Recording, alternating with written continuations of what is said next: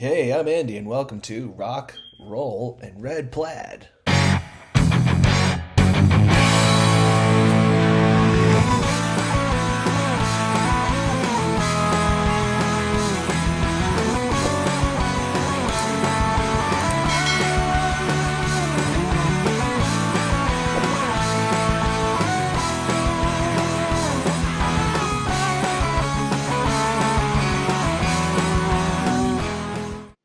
All right. Okay, here we are. Levels here. The Rock, Roll, and Red Plaid podcast. We are here with a few alumni of the podcast for the first time and a few newcomers. I don't know how this is going to show up on the screen here, but we have uh, Raleigh Green, Josh Klein, Pete Swanson, Andrew Dow, and Riley Stockwell. And you're thinking, who are these bearded Well, musician hooligans here? Who are these humans? We have come here for one common purpose to pay tribute in an episode to the writings and teachings of one Mick Goodrick, and I guess we can go around the horn here if anybody wants to start this. For those who are listening and don't know, uh, who was Mick Goodrick, and what was his role in all of ours? Here, I guess we could start with Raleigh because he's up in the corner here. oh, hey. All right. Um, yeah, goodness. He meant a lot to me, partially because I came from the Midwest. I went through school for art while studying music at the same time, and at the end of that, I was like, "What am I going to do?" So I had a couple choices, and one of those was to go join my girlfriend, now wife, in Boston and follow Mick Goodrick at the Berklee School of Music. And I really wanted to study with him, having gone through his incredible Advancing Guitarist book, and he just was sort of this living legend. So he kind of tipped the scales towards me literally moving to Boston. And so I ended up doing the Berklee thing. I got in a lab of his for a semester, and then after that, I studied with him privately for my remaining 2 years there. And it was pretty wonderful and life changing, partially because he was in the process of not only revamping the Berklee guitar curriculum, but also kind of setting the harmonic world on fire with this new concept of his Almanac of Guitar Voice Leading for the year 2001 and beyond. So I studied with him. I became kind of obsessed a little bit, and I ended up gaining a lot of more control of my fretboard than I ever thought I would have through literally just playing his examples by osmosis. And that's the short story.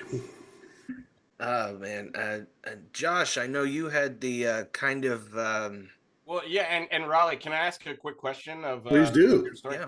Uh, did I hear correctly, like way back in the day when like he was kind of writing the book and using a lot of the examples on you, like kind of testing it on you as he was writing it? Oh yeah, we were lab rats basically, The and it was guinea really pigs. interesting because in the lab, these were all handouts, and these were the content of the book. And then when I started studying with him privately, that is when they just had gotten published. So everything was just super fresh, hot off the presses. But I have a fond memory of during a Thanksgiving break while we were in the lab, he wanted all of the people there to try and figure out what MSRP stood for. He wouldn't tell us. So we were all just racking our brain. What is MSRP? And of course, he has this sense of humor, so it's manufactured suggested retail price. But but ultimately, when we got back, he told us not only what it was, but proceeded to basically unlock melodic and harmonic DNA. So it was so yes, we were lab rats. The guinea pigs, yes. That's awesome. Josh, you were kind of the catalyst in my mind because you suggested kind of doing something like this when you came Yeah. on in like what January when you came on the show. Well, yeah, and I think then was kind of before a large group of people had latched onto it. But somewhere in some Reddit forum, somebody was asking about a good book about voice leading and harmony, and I of course said Mick Goodrick's Almanac, and a bunch of people came back right away with like, yeah, if you can find one for less than $1,000. And I'm like, are you kidding me? Like, this is crazy. So I started just on my YouTube channel, just doing like, okay, we're going to do a page or just maybe even a line from a page and just kind of go over some different ways to go through it.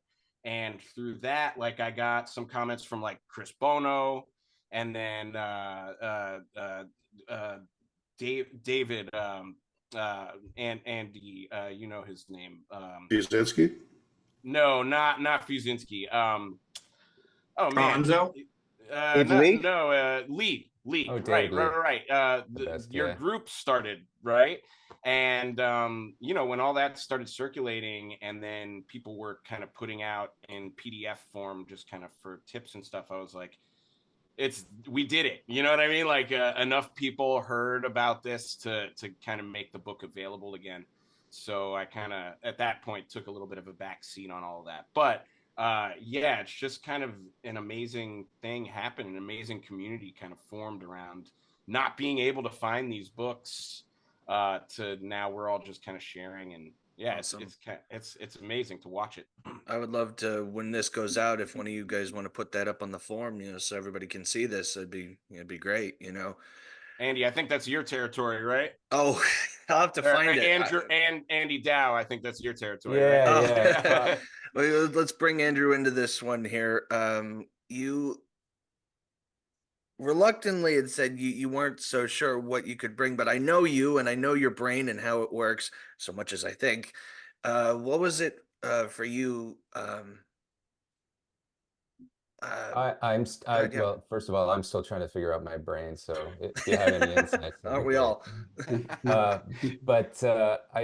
So last year I decided I really want to go headfirst into the almanacs, and because my life is so hectic, and my brain is all over the place all the time, I wanted to start a group online, and I've known David Lee for a long time, and he has, I believe, control of Mick's materials.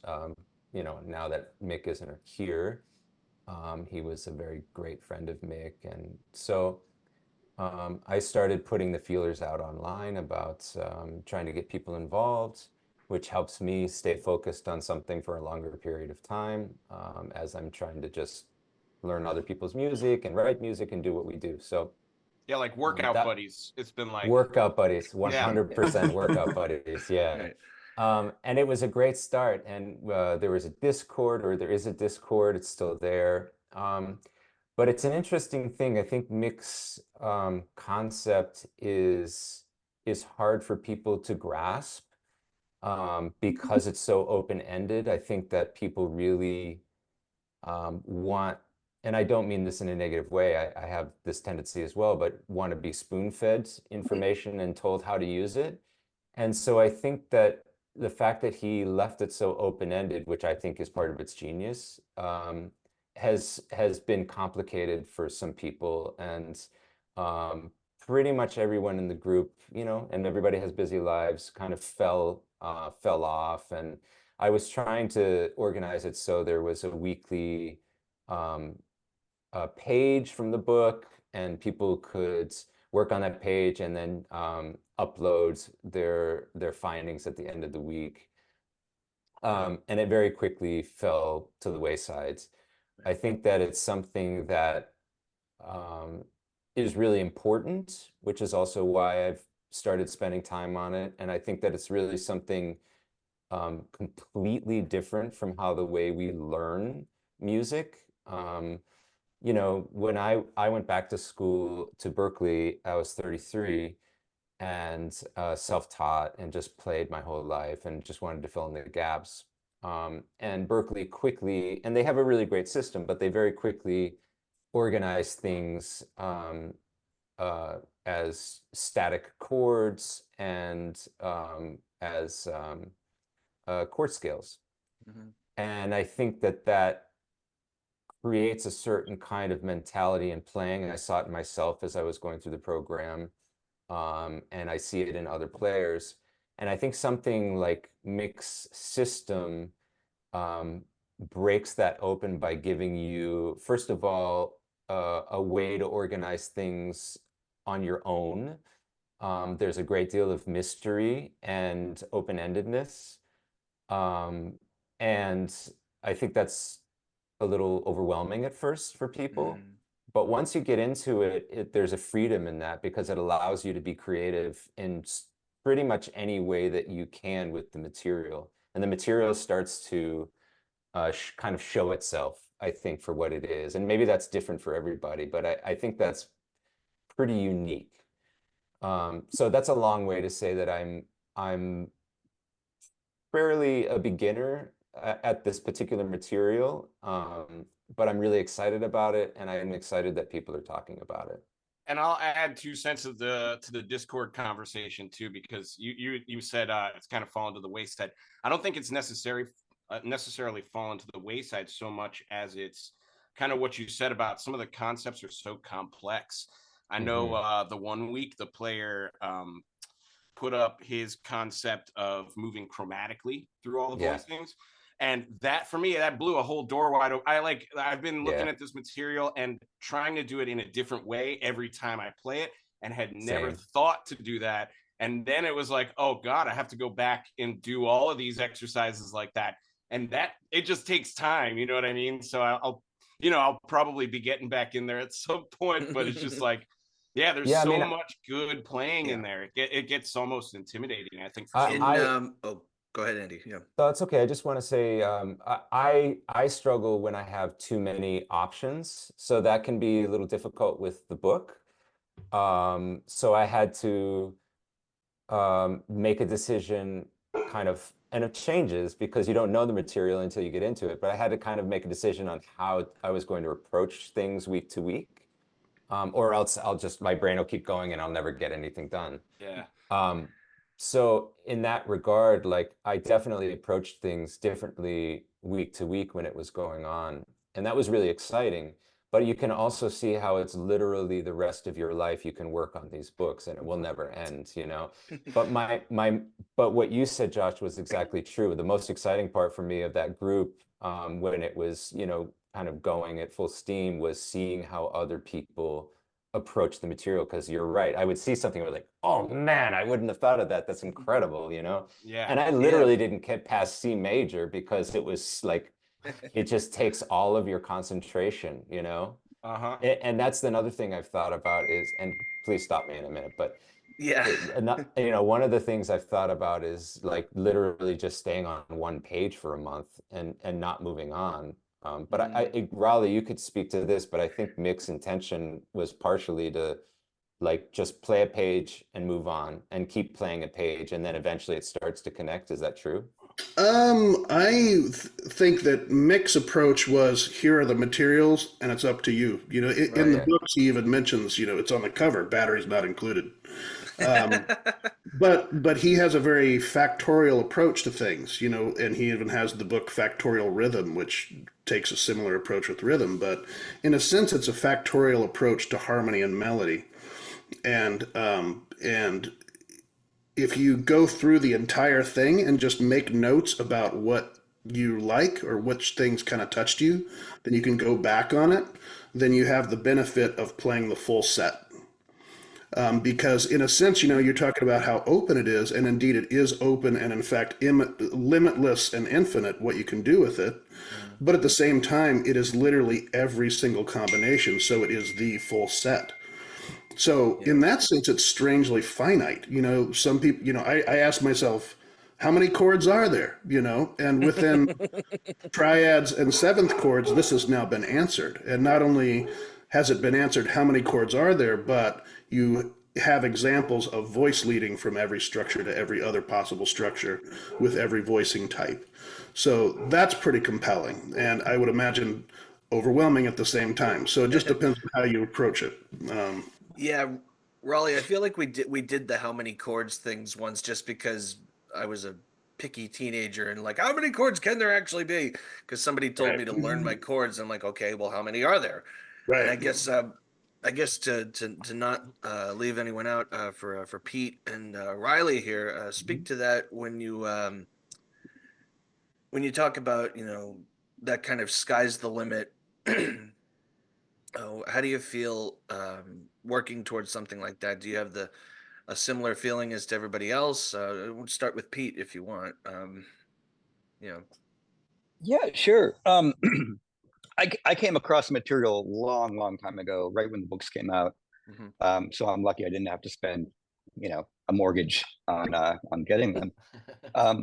But I think it was one of those things where, I had no idea what to do with it for ages at all. And it's also it's like reading a great novel or seeing a great movie or listening to something great.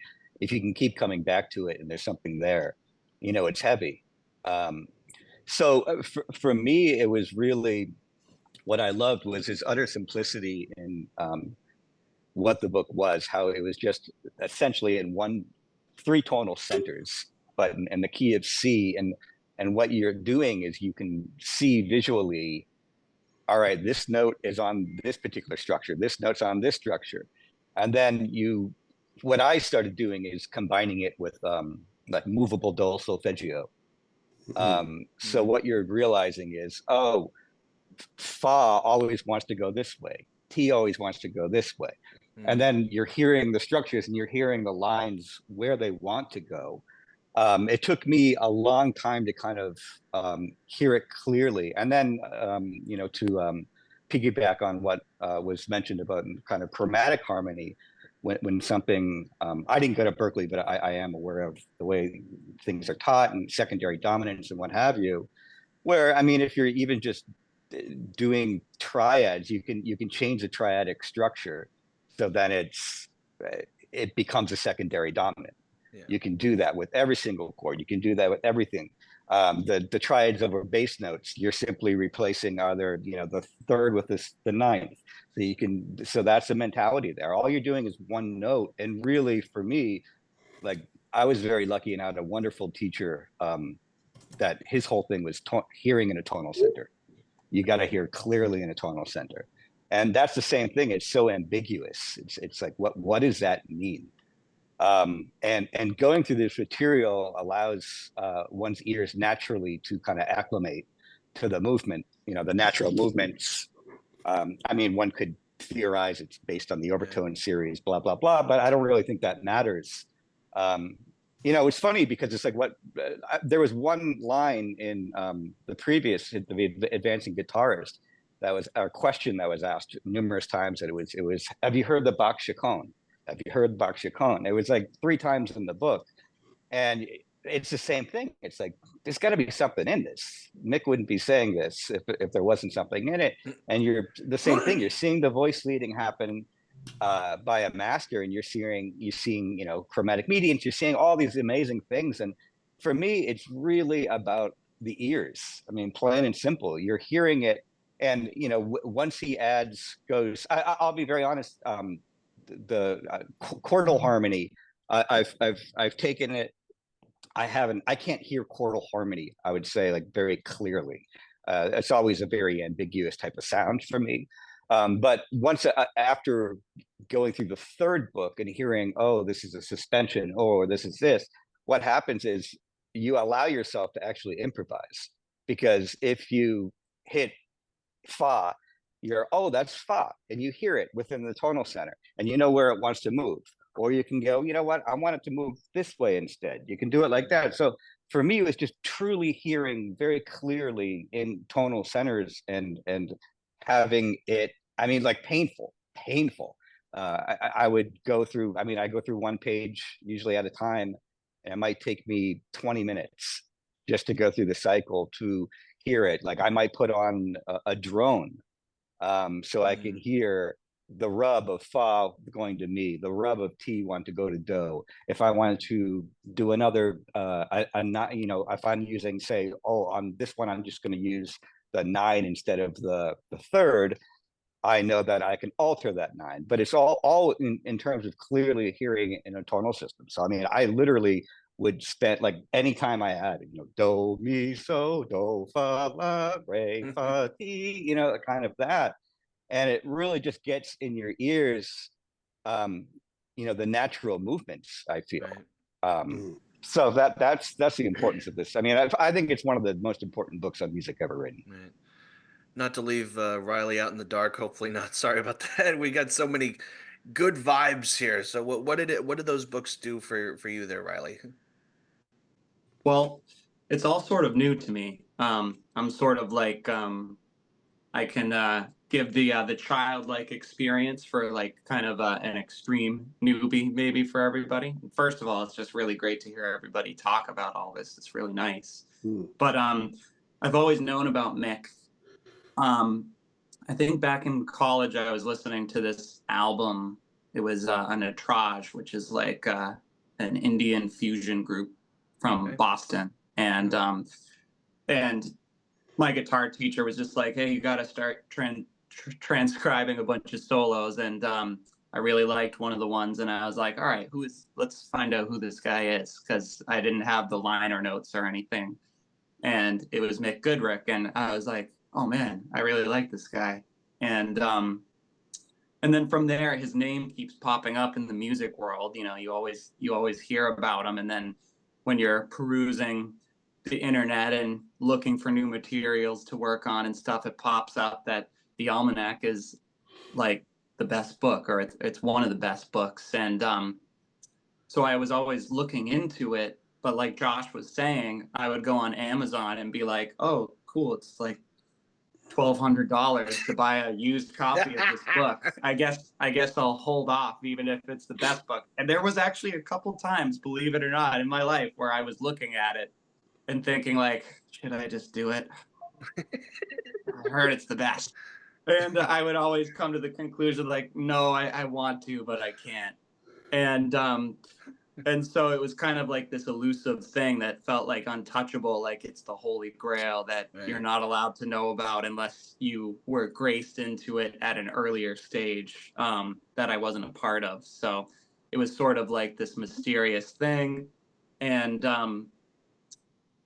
then I think I got the Advancing Guitarist at some point and started working through some of the pages in that book and enjoyed it.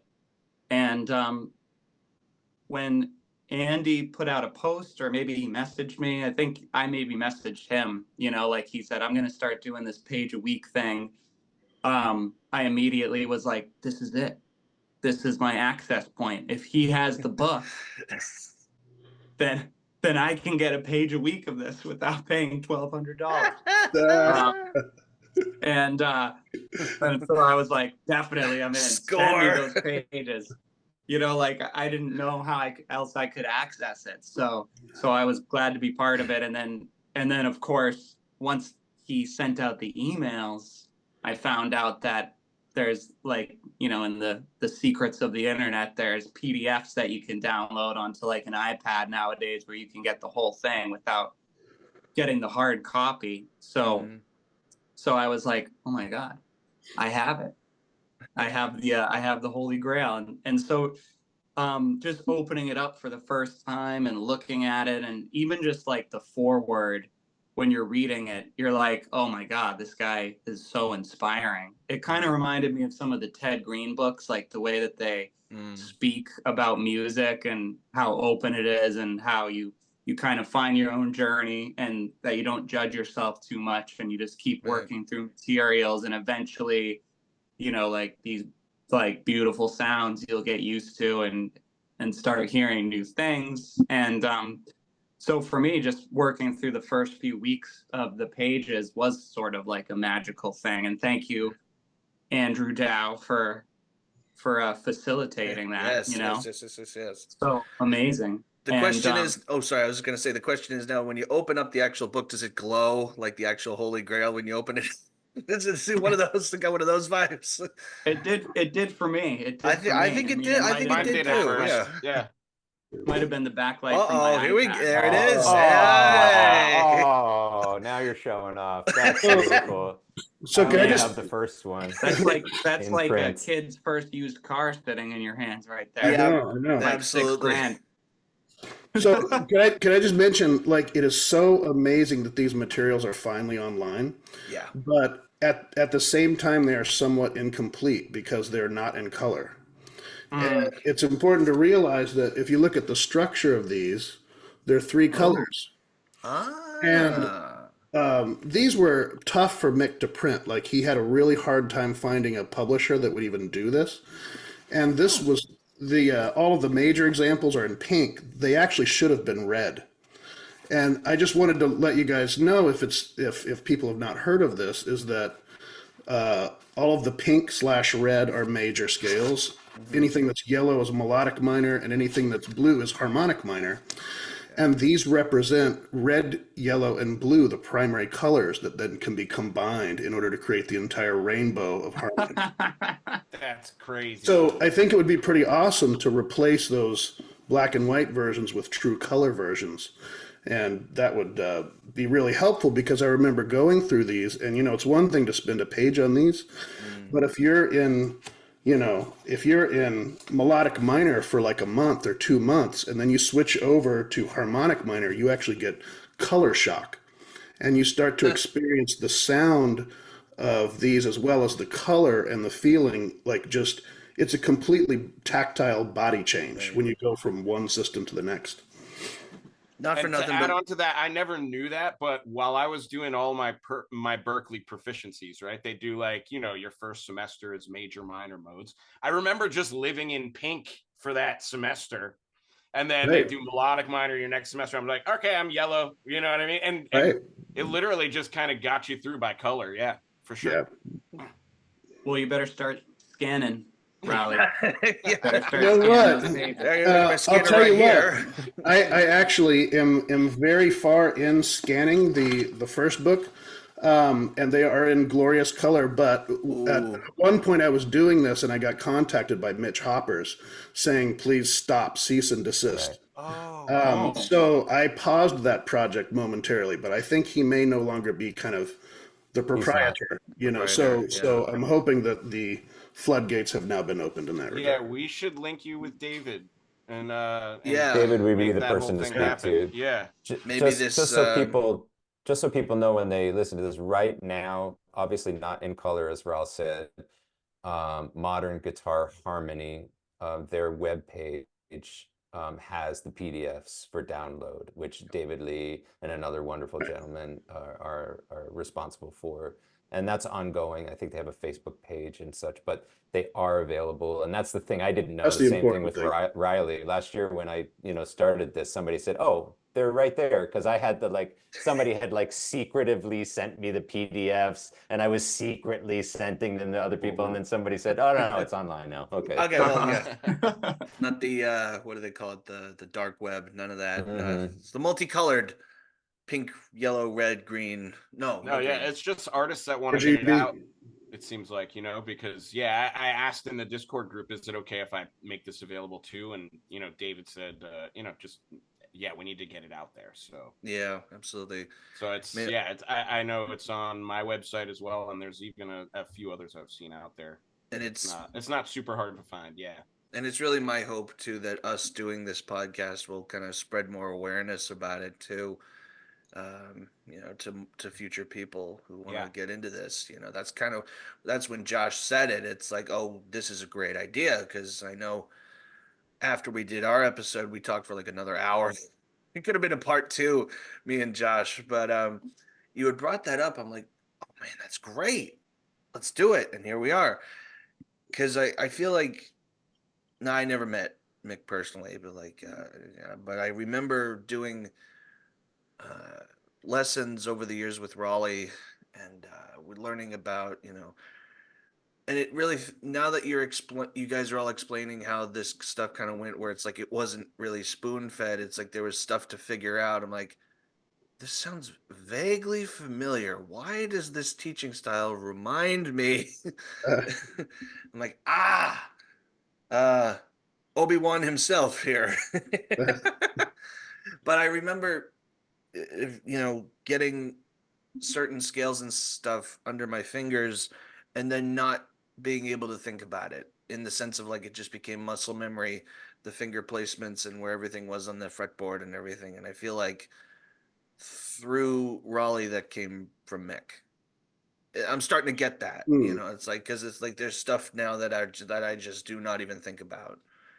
And it's just, it's there. It's there, you know, and I think we all have a lot of bit to owe to him, you know. Indeed. Hey, Andy, Yeah, may it's I like ask? passing down your DNA. Yeah. Melodic DNA. Yeah. Melodic DNA. Yes. Harmonic And DNA. Andy, I was wondering if it was okay if I asked Pete, because I'm curious, because Pete is a double bassist. Pete, are you applying this to the double bass as well? Because Yeah. you know, this is obviously very traditional to guitar, and I think that it should be for every instrument, Yes. and Yeah. so I'm curious how you're applying I that. agree. Yeah. I mean, usually if I, you know, if I start my practice after kind of, you know, warming the bass up with long tones or what have you, with just being like, all right, I'm in this tonal center right now. And I might choose a key, doesn't matter. I mean, a lot of that had to do with doing the motion of actually doing the work. So you can take this in different keys, which takes, at least it took me a long time. But so then I will usually, you know, take a cycle that might be a little bit more helpful in the type of music that I do, which is kind of more standard repertoire. So it's obviously, you know, fourth based and movement. So I'll take, you know, the movement of fourths. And if you realize, if you go up if you do triads, it goes up. And then once you go seventh chords, it goes down. So I'll do triads up.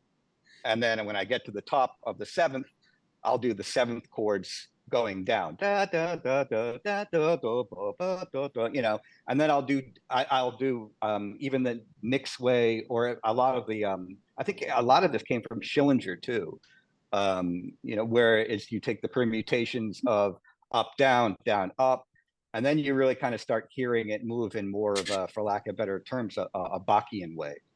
You know, da ba da ba da ba da ba ba ba ba ba ba ba, and then you get that in your ear, and then it helps. I mean, for me, it's like if you're going to be walking bass, you know, that's really what it is about. And it's challenging too, because you know, you want to have the bass line sound hip, you know, whatever you're playing sound somewhat hip, and you don't want to just be like, all right, it sounds like I'm going up and down, you know, 1 3 5 7. And kind of once it really starts getting in your ear, then you can play with it more. You know, like I mentioned before, you can add a secondary dominant, all your, you know, and then you realize something simple. It's like, all right, on every dominant chord, like of the 5 chord, I'm going to, you know, add this color. I'm going to say, you know, I want to do a sharp 11 on the dominant. How would I add that in? And then even it's like the beauty of looking at the page of that. It's like you're in the key of C. Oh, sugar. I was going to say that naughty word. Oh, heavens to me! The only difference is the C went to a C sharp, and you see it very clearly. There's one note that changes, and that, you know, and that's literally what it is. And then you're kind of seeing that, and then you realize every single color tone is essentially the notes that aren't in the on the scale. And like, what is that? Those are the notes that have a whole step on either side of that. D going D to C, D up to E, A, the same thing, you know. So it's a mirror tetrachord of what this is. And then, you know, so what the tensions are, what the color tones are, is the chromatic between those whole steps. Plain and simple, one way up, one way down. And so you're training your ear just to hear kind of what would probably be considered an anomaly within the red color scheme.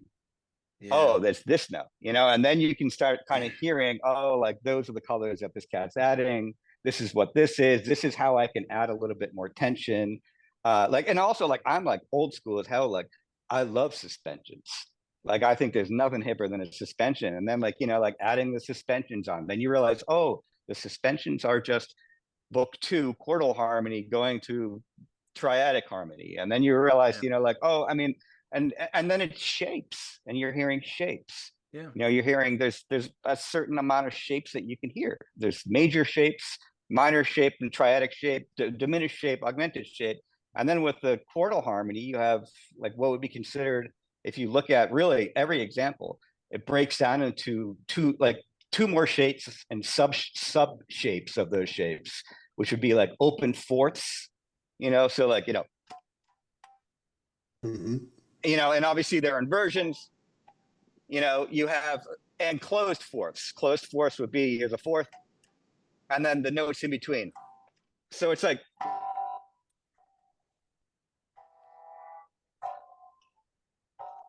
so that's just a fourth with the steps in between, one at a time added. So those are all in there as well. And the open fourths, and all of these, you have to do the inversions too. The open fourths would be this sound, this sound, this sound, which is a diminished sound again, this sound, and this sound. Those are all, that's everything that's in there kind of distilled to its essence. Yeah. And then obviously the inversions of that, and then the mixture of it too is kind of, it was really strange for me. It's like, because I was like, how do I express this complex harmony? Like, cause I love Holdsworth. I love, I love that really complex harmony. I love, like cats like Mark Copeland, and listen to Ligeti, and like, I love these sounds.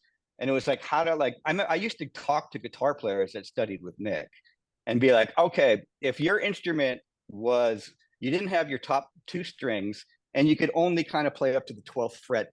And then after, so all these incredible limitations. I mean, because that's what I initially found in Goodrick's books was like limitation, limitation, limitation. And then it was like, all right, how do I express complex harmony with the limitations of my instrument? And then you kind of realize it's like, oh, like all this stuff is based on like a combination of tertiary harmony and chordal harmony. And how do I kind of overlap these two things? Where I could say, if I wanted to, do an altered sound or whatever, I would have some form of tertiary, like triadic shape in the bottom, and then some form of fourth on top. So I could do arpeggiation like that. I could do things like that. So it's kind of like trying to figure out. I mean, like I think Goodrick said that guitarists are frustrated piano players, and I remember being like, dude, like, all right, I'm like 2 steps away from that, bro. So it's just like, how do I kind of express these things? Yeah. Yeah, but like but at the same time, and then once you start kind of like hearing, all right, if I want to do that, like a thing I alluded to earlier, I want to do a sharp 11 on a dominant, you're only hearing that one color note right there. That's the only difference. That's literally what it is. So then like the tonal, it's almost like red, but with a hint of this in the background, so it's kind of like these little things kind of start. But for me, it's like, it's just really, it's not naming it. It's not that, it's the sound. I mean, because we tend to forget that music is sound, and it's like, oh, this is this thing. And then once it really was like, like hearing it clearly, and like, and that's the hard part about it, for me at least, because you need to, like, that's when Riley, you were speaking about opening the book and feeling a warmth from Mick and feeling that. I mean, because you need to gain that trust from who, I mean, that's a lot of trust you're putting into somebody. Yeah. And so like, I was lucky, and I had a teacher that I could put all of my trust in. Like, I was like, all right, like, what you're doing, I trust you.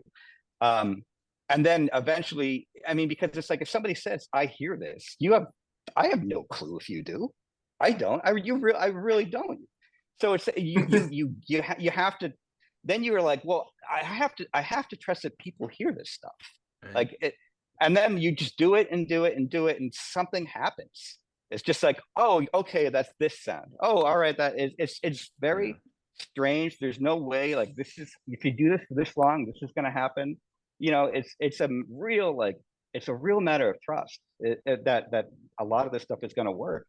To add to that, Pete, and to go to Riley there, you did talk about, like I said, that kind of, I forget how you phrased it, Riley, but that like childhood zeal. That's what I got that very zealous, oh boy, kind of vibe, and it's like you get that from and Pete talked about trusting an instructor like that. I still feel that way, when I take lessons with Raleigh, but like for you, Riley, it's that initial thought with that book and those writings with Mick? Has that ever gone away with you, or do you still have that same kind of enthusiasm, or has it even grown, I guess, is my question for you. Yeah, I think it has grown. Like I'm familiar with. I liked what Pete was saying about putting your trust into something sort of like that, and um, I had, like I mentioned before, I had worked through some of the Ted Green stuff, and it felt kind of similar to me. So as soon as I read his, introduction to the book, I was like, oh, this guy gets it. Like I trust this, like, because I've experienced this before. And just working through like the first few weeks that Andy had sent everybody, and you're racking your brain and you're trying to just work through it, and then as you go along, it gets a little bit easier, but you immediately trust in it, because even just working with it for an hour or two, you start to hear more and you start to figure out little things, but then you hear more, and then you might just hit something while you're working through it and practice something that inspires you. And quite a few times I found myself, I think, I love how after you go through the closed voicings, he's like, now do it spread, and I love spread voicings. So I would work with some of that stuff, and then I'd be like, oh, I'm hearing something here, and then I'd just play around with it, and then before you know it, I was like composing something, or just making some little riff or some chordal passage that I was like, I like this, so I'm gonna write something with this. And then you find stuff in it that you can immediately put your trust into, and you're just like, I get that this process just opens things up for people, and it doesn't matter what you're working through, but just little tidbits at a time, and you'll find stuff in it that's going to be inspiring and make you want to keep working on it. Or it's okay to leave it because you found something else because of what it inspired you to do, and then you go back to it later. Well, Things here. Can I just mention something, kind of piggyback off of what you guys are saying? Absolutely. That it's the fact that it's a closed system, where he's taking 3 modal systems and found every chord and every inversion, every voicing type, and then put it all together. That means that this actually represents everything that we've heard throughout history in those systems. So everything from Bach to Michael Jackson, is in Everything this. in between. It's the full set, So as in a sense, it really is quite a discovery, and I think that it ended up almost driving him crazy, from what I understood. And he was looking for like a couple of missing components, which he finally found, which then completed the entire set, Unbelievable. So, and I don't know if this would be helpful, but at some point, if anybody has questions about what this actually is, then we could open up a page and talk about how it works, and kind of decrypt some of the symbols that that are so unusual. This type of presentation really hasn't been explored before, and as a result, that's, I think, one of the reasons why it never got republished. For instance. So. And piggybacking off of that, one of my favorite things to do with anybody is to just take his approach. Say somebody's trying to learn a Michael Jackson song, for instance, right? It's got a couple of triads in it. You just write those out in mix format, right? Here's, first inversion. Here's what the movement looks like between this chord and that chord. Let's explore every possibility of that. Let's spread the voicings, right? You go through all those things, and then somebody can all of a sudden just play the crap out of that song. You know what I mean? That's what it is. So, I think there's a lot to be explored in mix presentation. You know what I mean? Maybe when this video goes out, and if there's enough questions, we can all come back and do like a Q&A, and so like get people's questions from one of those forums and answer them if you want, if that would be something you guys would be into. Absolutely. Yeah. I guess my last question is, if Mick was here right now, is there anything you want to say to him personally? Thank you. Yes, same. Agreed. Yeah, thank you. Raleigh's thinking. I see Raleigh thinking over there. Well, I just think it's what he did is so incredibly deep, because we kind of jokingly mentioned DNA earlier, and what he really did is he found the secret of melodic DNA, where there's harmony, and then when you break that down, there's melody. And when there's melody and you stack it on itself, it becomes harmony. So in a sense, he quantified the chicken and the egg question, which comes first, harmony or melody? And turns out it coexists simultaneously. It's really, he presents our beautiful Western music system in such a incredible, complete system that, in a sense, I think he just cracked the code, for us and for all musicians that follow, and as a result, it's quite deep, both from a musical but also kind of sort of a philosophical lesson. This is almost a reflection of life, and in a sense, I feel like looking at the MSRP, the melodic strand replication procedure, it feels like I'm looking into a microscope, at our own DNA. So it's just so cool that it works on a surface level, but it's also amazing that we've only scratched the surface and it gets so much deeper. So I also would say thanks. Gentlemen, I don't think we could end it any better. Thank you so much for doing this. This was just awesome. Hey, thank you, Mick. Thanks for putting it together, Andy. I will see Thank you. you. Yeah, The Awesome. balloons. Look, Raleigh. How'd you do that? That was All awesome. right. Nice. That was awesome. For more of my original content, visit my website, www.andyconley.com.